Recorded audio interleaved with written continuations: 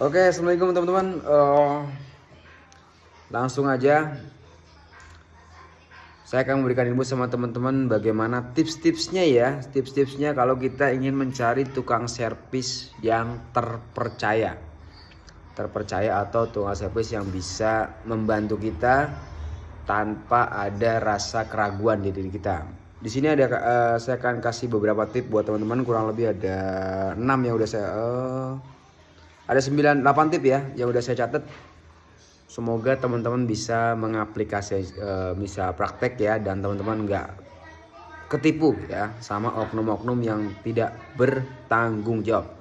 Yang pertama, carilah referensi. Maksudnya referensi itu adalah teman-teman tanya ke saudara Anda, tanya ke tetangga Anda, tanya ke sekitar tempat di mana unit Anda berada. Misalnya unit Anda ada di kulkas Anda ada di Jawa Tengah, tepatnya di Banyumas. Nah, tetangga Anda tanyain atau dah tuh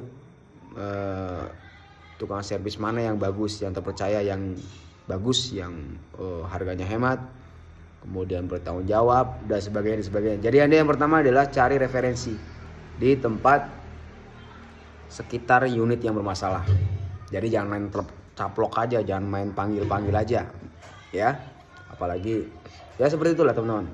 Intinya yang pertama adalah teman-teman harus cari dulu referensi ya. Jangan main panggil-panggil aja.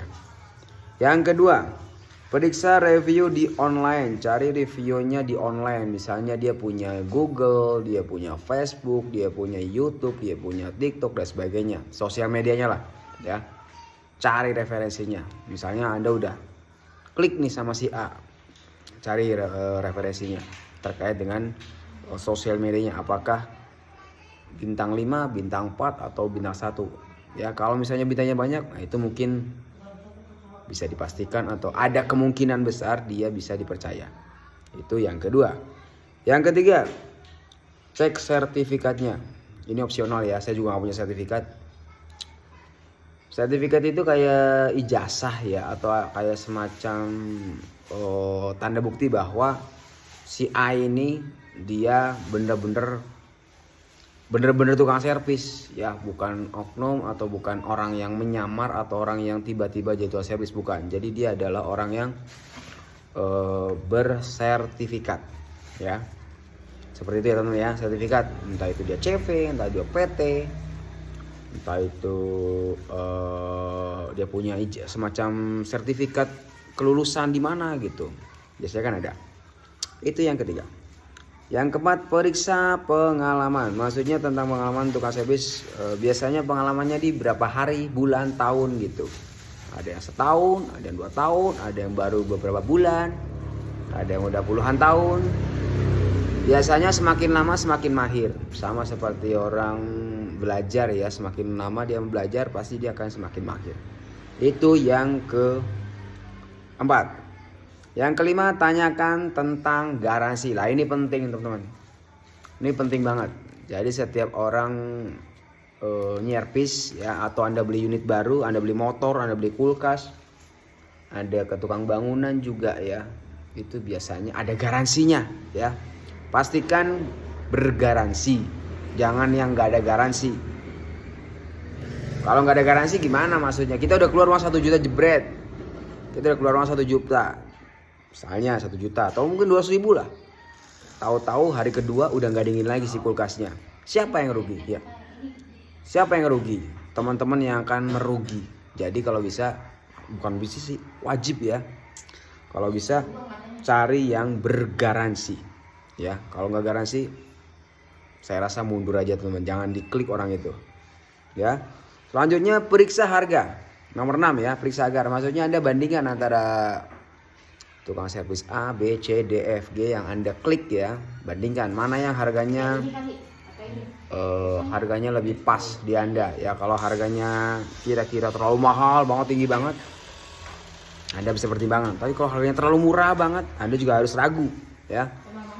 Nggak mungkin dong telur harga 10.000 tahu-tahu kita beli cuma 1.000 rupiah. Takutnya ada sesuatu ya. Pertimbangan masalah harga.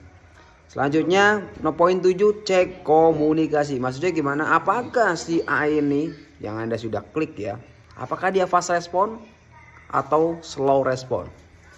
Kalau fast respon bisa jadi orangnya bertanggung jawab, disiplin waktu, manajemen waktunya pas. Ya, tapi kalau orangnya slow respon, di chatting sekarang balasnya besok, di chatting sekarang balasnya 3 jam kemudian. Biasanya itu tidak tepat waktu atau tidak bisa menghargai waktu. Oke. Selanjutnya poin 8, periksa peralatan bahan. Maksudnya ini termasuk terkait dengan alat yang digunakan sama si teknisinya, ya. Punya OB nggak dia? Punya freon nggak dia? Punya vakum nggak dia? Punya analizer nggak dia? Dan sebagainya. Intinya alat-alat yang berhubungan dengan kulkas. Misalnya kulkas ya kulkas. Mesin cuci ya mesin cuci. Jangan dia tangan kosong bawa datang ke rumah Anda, kemudian by feeling ya, bukan by data tapi by feeling. Saya kurang rekomendasi. Ya, itulah teman-teman. Beberapa tips yang bisa Anda pakai apabila Anda ingin menghubungi tukang servis. Seperti itu. Dengan teman-teman lakukan hal itu, kemungkinan besar teman-teman gak bakal ketemu dengan oknum-oknum yang tidak bertanggung jawab. Ya.